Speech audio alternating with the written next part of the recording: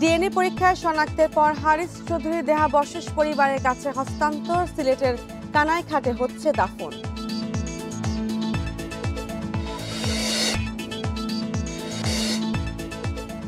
ষোলো বছরে 90% বিচার কাজে অনাচার, মানবাধিকার লঙ্ঘন হয় উচ্চ আদালতে, মন্তব্য আসিফ নজরুলের।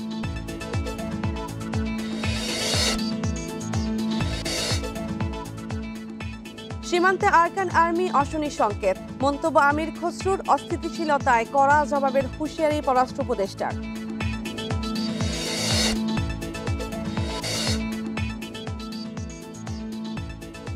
নৌ শ্রমিকদের কর্মবিরতি প্রত্যাহার, কর্তৃপক্ষের দাবি পূরণের আশ্বাসে আন্দোলনকারীদের ঘোষণা।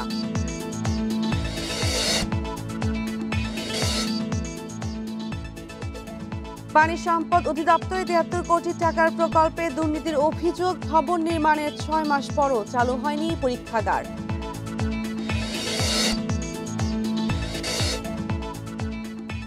অর্ধেকের কম জনবলে চলছে পশ্চিমাঞ্চল রেলওয়ে। লোকসানের বোঝা, কোচ ইঞ্জিন সংকটে 18 বছরে বন্ধ 23টি ট্রেন।